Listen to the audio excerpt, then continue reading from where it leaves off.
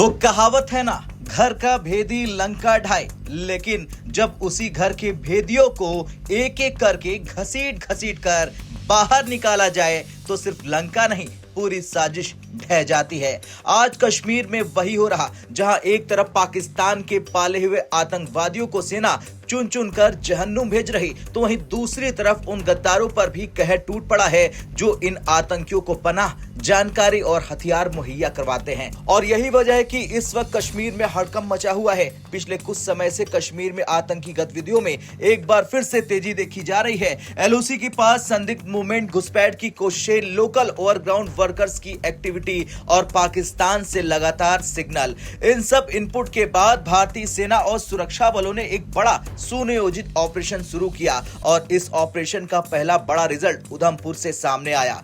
उधमपुर जिले में सुरक्षा बलों को पुख्ता खुफिया जानकारी मिली थी कि जैश-ए-मोहम्मद के आतंकी एक गुफा में छिपे हुए हैं। इसके बाद इलाके की घेराबंदी की गई, ड्रोन और सर्विलांस एक्टिव किया गया और फिर पूरी गुफा को बम से उड़ा दिया गया। इस ऑपरेशन में जैश के 2 खूंखार आतंकी जहन्नुम को रवाना हो चुके हैं, यानी मारे जा चुके हैं। मौके से हथियार और गोला बारूद बरामद हुआ है। मतलब साफ था कि सेना ने यह संदेश दे दिया है कि अब छिपने की कोई जगह नहीं है और अगर छिपोगे तो बम से उड़ा दिए जाओगे, क्योंकि तुम आतंकी हो और आतंकियों का हश्र यही होता है। लेकिन कहानी यहाँ खत्म नहीं होती है।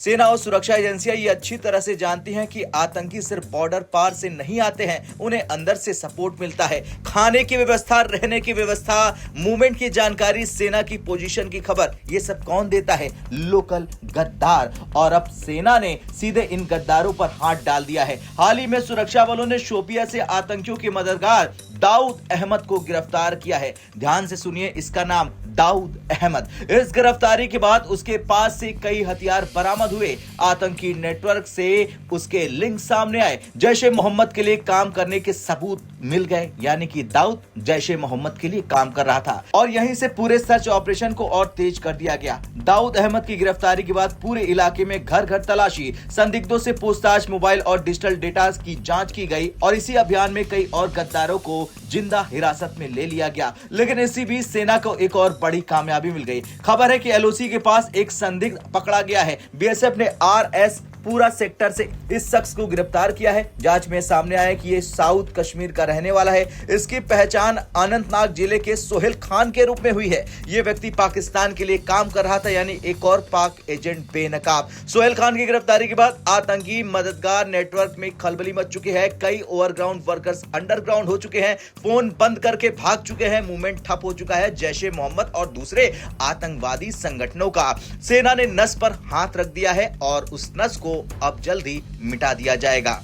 आतंकियों को उड़ाने के साथ साथ अब उनके सपोर्ट सिस्टम को भी पूरी तरह से तोड़ा जा रहा है। अब एक और बेहद अहम बात, ये सारी कार्रवाई ऐसे वक्त हो रही जब केंद्रीय गृह मंत्री अमित शाह जम्मू कश्मीर के 3 दिन के दौरे पर जाने वाले हैं। इस दौरे में अमित शाह अंतर्राष्ट्रीय सीमा का दौरा करेंगे। जम्मू में उच्च स्तरीय सीमा सुरक्षा स्तरीय बैठक की अध्यक्षता करेंगे, यानी साफ है जीरो टॉलरेंस का सीधा मैसेज।